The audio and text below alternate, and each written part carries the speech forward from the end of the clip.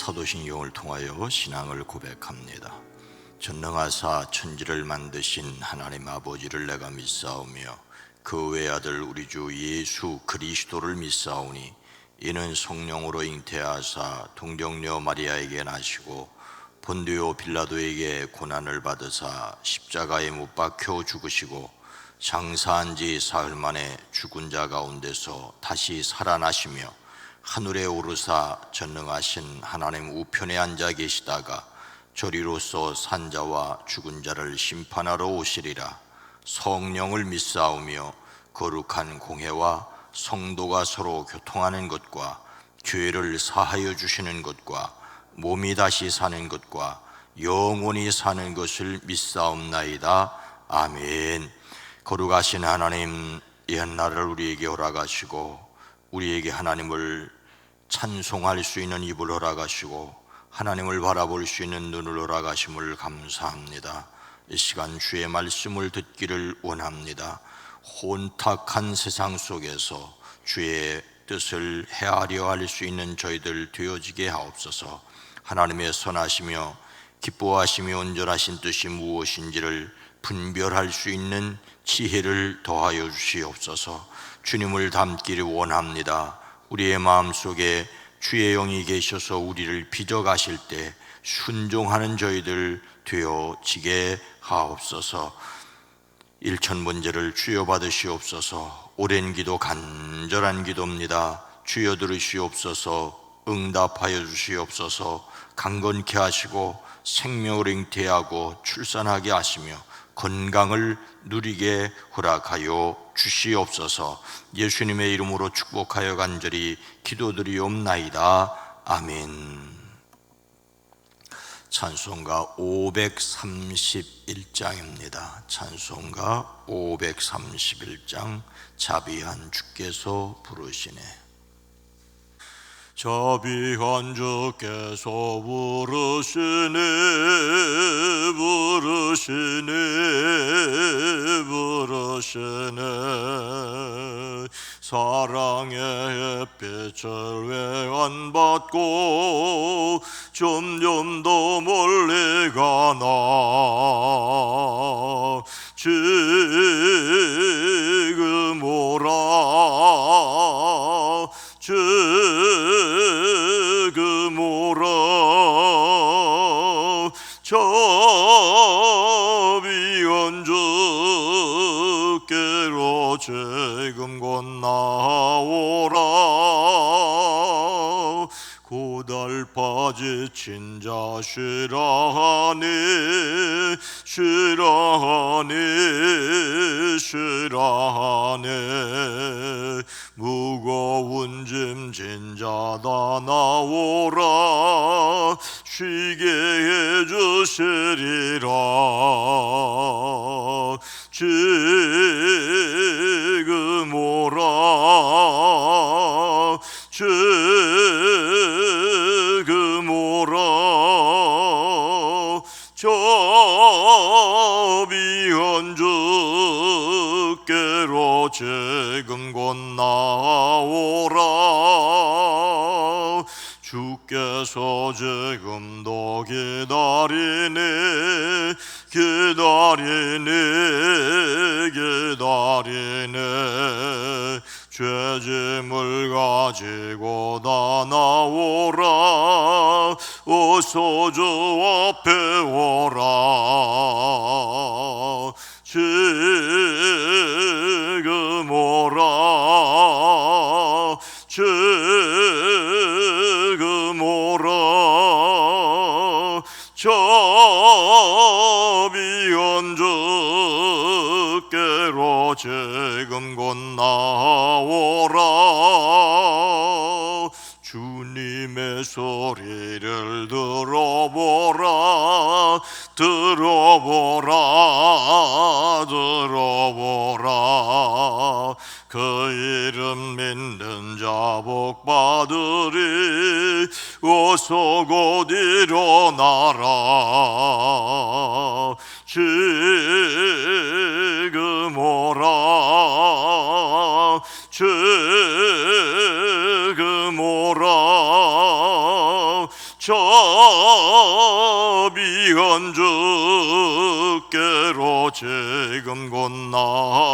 듣고 주님의 소리를 들어보라 들어보라 그 이름 믿는 자 복 받으리 어서 곧 일어나라 지금 오라 지금 오라 저 비언주께로 지금 곧 나오라. 아멘. 구약성경 사사기 19장 1절로 3절 말씀입니다. 구약성경 393면입니다. 사사기 19장 1절로 3절입니다. 함께 읽습니다.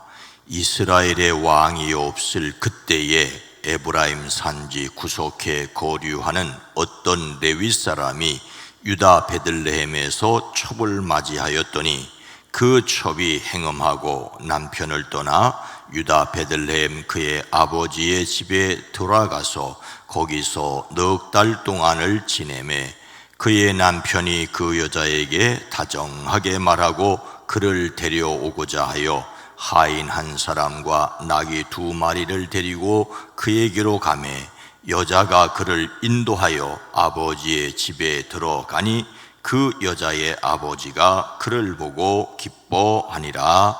아멘. 오늘도 예수님을 닮는 온화함으로 하나님의 백성의 삶을 살아내시기를 주의 이름으로 축복합니다. 여러분은 우남 이승만 대통령에 대해서 어떻게 생각을 하십니까? 이승만 대통령, 대한민국의 제1, 2, 3대 대통령 이승만은 명과 암, 호와 불호, 긍정적인 면과 부정적인 면이 뚜렷한 분입니다. 우남 이승만은 대한제국 시절에 독립신문과 협성회 회보주필, 독립협회 활동 등으로 계몽운동을 했습니다. 대한제국, 황제가 있던 시절에 왕정을 폐지하고 공화국을 수립해야 한다고 주장한 죄목으로, 즉 반역 죄목으로 한성 감옥에 갇혔습니다.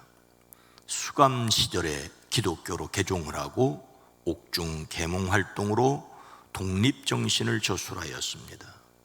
대한제국 말기에 특별 사면이 되어 밀사로 미국에 갔으나 큰 성과를 거두지 못하고 그 이후에 공부를 해서 박사학위를 받지요. 그래서 이승만 박사 하는 것입니다. 우남은 일제강점기인 조선에 귀국해서 계몽 교육을 하다가 일제의 체포 위협을 피해 1912년 미국으로 망명, 하와이에서 한인학원과 한인학교 등을 운영하며 실력 양성 운동을 하였습니다.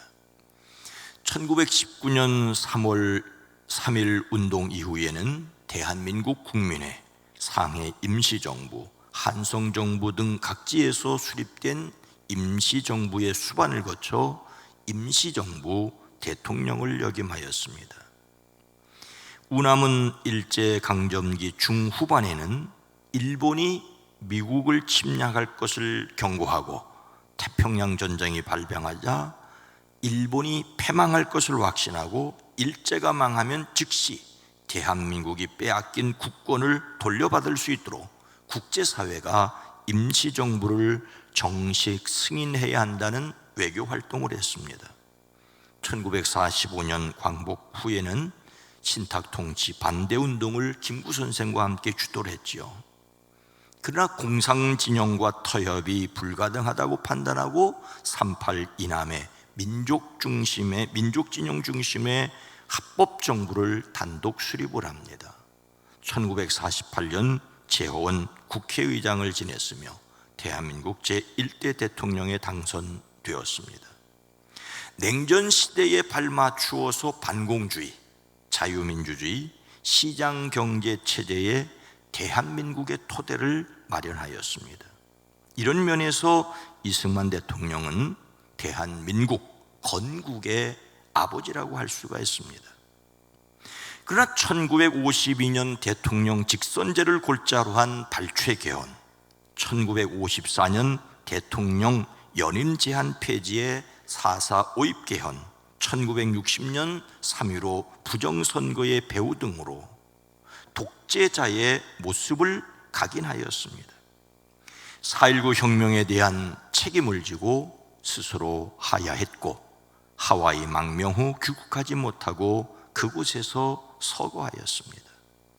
그는 독립운동가이자 또한 독재자이기도 했습니다. 대부분의 사람에게는 공로가 있는가 하면 실수가 있습니다. 공만 보고 칭송할 것도 아니고 과오만 보고 비난할 것도 아닙니다. 긍정적인 면을 배우고 부정적인 면을 배우지 말아야 합니다.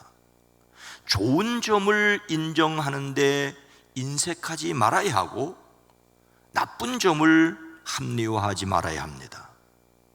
하지만 이 편가름의 세상에서 이렇게 산다는 것은 여간 쉽지 않습니다. 성경의 인물들에게도 빛과 어둠의 양면이 있지요. 다윗도 그랬고 심지어 베드로도 그랬습니다. 오늘 말씀에 나오는 한 레위인도 전체적으로 볼 때는 전혀 덕스럽지 않은 인물입니다. 이스라엘의 왕이 없을 그때에 에브라임 산지 구석에 거류하는 어떤 레위 사람이 유다 베들레헴에서 첩을 맞이하였더니 그 레위인은 덕스럽지 못한 모습이었습니다. 성경에서 사사시대는 이스라엘이 종교적으로 혼란스럽고 도덕적으로 부패한 시대였습니다. 이것을 가장 극렬하게 보여주는 사건 가운데 하나가 바로 오늘 말씀으로 시작되는 사건들입니다. 기브아 주민의 레위인 첩에 대한 강간치사 사건, 이 사건으로 베냐민 지파가 완전히 사라질 뻔한 동족 상잔의 전쟁이 일어납니다. 오늘 말씀은 이 사건의 발단을 다루고 있습니다. 한 레위 남자가 에브라임 산골에 들어가 살고 있었습니다. 본래 성소를 섬기기 위하여 구별된 레위 지파는 하나님이 지정해 주신 48성읍에 살면서 종교적인 업무를 담당하는 독특한 신분이었습니다. 자기 먹거리를 얻기 위하여 다른 직업이 없는 레위인은 백성이 하나님께 드린 11조를 먹고 살았습니다. 그런데 백성이 11조를 내어 레위인의 생계를 책임져 주지 않았기 때문에 이 레위인은 생계를 위해 이곳저곳을 유랑하였던 것 같습니다. 그러다가 하나님이 지정해 주신 48성읍이 아닌, 사람이 많이 모여 사는 것도 아닌 에브라임 산지 구석에 가서 살면서 스스로 의식주를 해결하였습니다. 그런데 더욱 가관인 면이 있습니다. 그는 유대 땅의 베들레헴에서 한 여자를 첩으로 데려왔습니다. 이것이 하나님을 왕으로 섬기지 않던 사사시대의 모습입니다. 레위 사람이 타국인이나 여행객처럼 떠돌아다녔고 그러면서도 첩을 두었습니다. 여기서 첩이란 말은 첫째 부인이 아니라는 말입니다. 일부 다처제에서 두 번째 혹은 그 이후로 맞은 아내를 가리킵니다. 본문에 이 레위인이 그 당시 일부 다처제 풍속을 따랐던 사람임을 알 수 있습니다. 결혼 제도에 관한 하나님의 원칙은 일부 일처제였습니다. 그런데도 그 레위인이 일부 다처제를 수용하였다는 것은 당시의 상황이 그만큼 종교적으로 도덕적으로 혼란스러웠음을 보여줍니다. 결코 본이 되지 못하는 모습입니다. 이런 가운데 또 어떤 일이 일어났습니까? 그 첩이 행음하고 남편을 떠나 유다 베들레헴 그의 아버지의 집으로 돌아가서 거기서 넉 달 동안을 지나매 그 레위인에게 덕스럽지 못한 일이 일어났습니다.